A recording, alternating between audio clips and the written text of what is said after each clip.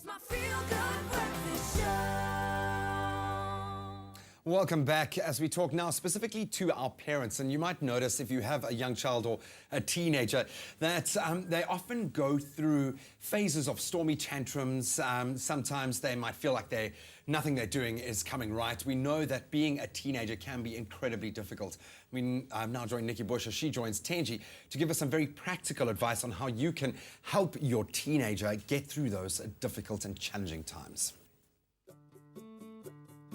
Even the best of children can go through quite a challenging phase, and even the best of parents can feel a little bit stumped as to how to deal with that.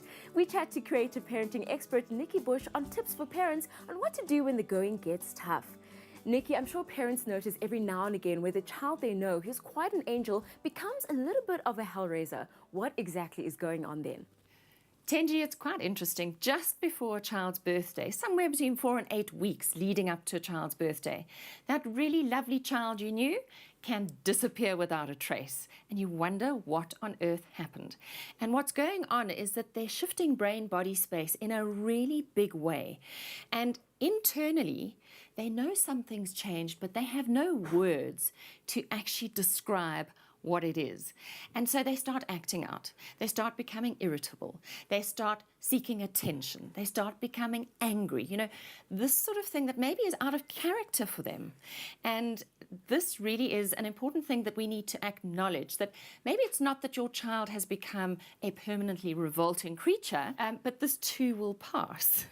So how can parents deal with this child, especially in a home where there's more than one sibling? It's really difficult when you have one child going through a challenging time and the other child or two children are so nice, because you tend to want to say, why can't you be nice like your brother?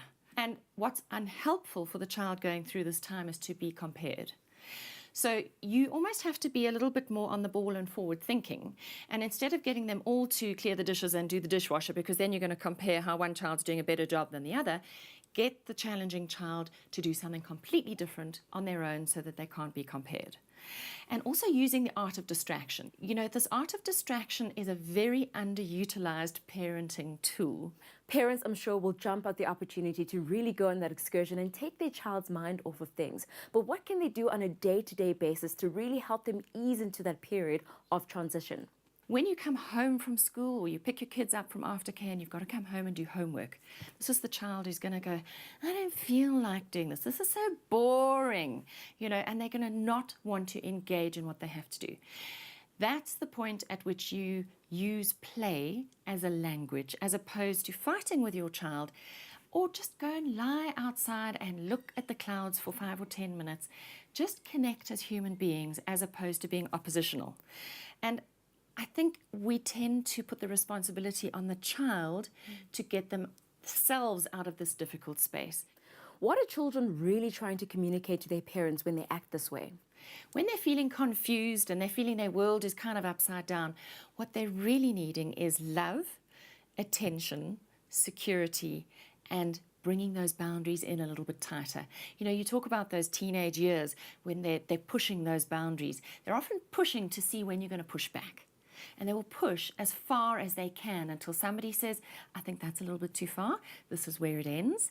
And they feel much more secure when they know where that boundary is. And as they get older, how can the parent-child relationship really help dealing with those changing phases when play doesn't really help anymore?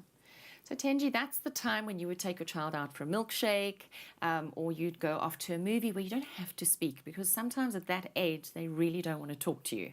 But being together is still important. And then it's so vital that you surround your children with people who you trust and that they trust, who can actually bridge that gap for you when your child is maybe not opening up to you.